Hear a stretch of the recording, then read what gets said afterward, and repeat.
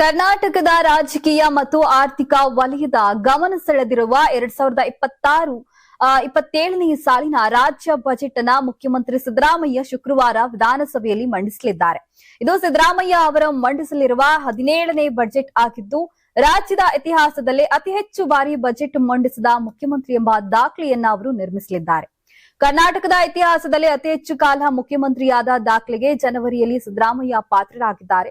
7 ವರ್ಷ 239 ದಿನಗಳ ಕಾಲ ಸಿಎಂ ಆಗಿದ್ದ ದೇವರಾಜ ಅರಸು ದಾಖಲೆಯನ್ನ ಸಿದ್ದರಾಮಯ್ಯ ಹಿಂದಿಕ್ಕಿದ್ದಾರೆ.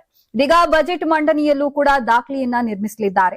ಬಜೆಟ್ ಮಂಡನೆಗೂ ಮುನ್ನ ಮುಖ್ಯಮಂತ್ರಿ ಸಿದ್ದರಾಮಯ್ಯ ವಿವಿಧ ಇಲಾಖೆಗಳೊಂದಿಗೆ ಸಭೆ ನಡೆಸಿ ಅವಯವ ಅಂತಿಮ ರೂಪುರೇಷೆಗಳನ್ನ ಸಿದ್ಧಪಡಿಸಿದ್ದಾರೆ. ಈ ಬಾರಿ ಬಜೆಟ್ ಪಂಚ ಗ್ಯಾರಂಟಿ ಯೋಜನೆಗಳಿಗೆ ಆದ್ಯತೆ ನೀಡುವುದರ ಜೊತೆಗೆ ರಾಜ್ಯದ ಆರ್ಥಿಕ ಹೊರೆ ಕಡಿಮೆ ಮಾಡುವ ನಿಟ್ಟಿನಲ್ಲಿ ಕೆಲವು ಯೋಜನೆಗಳಲ್ಲಿ ಬದಲಾವಣೆಗಳು ಆಗಬಹುದೆಂಬ ಕುತೂಹಲ ಮೂಡಿದೆ. ಮೂಲಸೌಕರ್ಯ ಅಭಿವೃದ್ಧಿ, ಶಿಕ್ಷಣ, ಕೃಷಿ, ಆರೋಗ್ಯ ಮತ್ತು ಸಾಮಾಜಿಕ ಕಲ್ಯಾಣ ಕ್ಷೇತ್ರಗಳಿಗೆ ಹೆಚ್ಚಿನ ಅನುದಾನ ನೀಡುವ ಸಾಧ್ಯತೆ ಇದೆ ಎಂದು ಮೂಲಗಳು ತಿಳಿಸಿವೆ. ಹೀಗಾಗಿ ರಾಜ್ಯದ ಜನತೆ ಮತ್ತು ವಿವಿಧ ವಲಯಗಳು ಈ ಬಜೆಟ್ ಮೇಲೆ ದೊಡ್ಡ ನಿರೀಕ್ಷೆಯನ್ನ ಇಟ್ಕೊಂಡಿವೆ. ಮೂಲಗಳ ಪ್ರಕಾರ ಕರ್ನಾಟಕದಲ್ಲಿ 1956ರ ನಂತರ ಇದುವರೆಗೆ ಚುನಾವಣಾ ವರ್ಷಗಳ ಮಧ್ಯಂತರ ಬಜೆಟ್ಗಳನ್ನ ಹೊರತುಪಡಿಸಿ 70ಕ್ಕೂ ಹೆಚ್ಚು ವಾರ್ಷಿಕ ಬಜೆಟ್ಗಳನ್ನ ಮಂಡಿಸಲ್ಪಟ್ಟಿವೆ.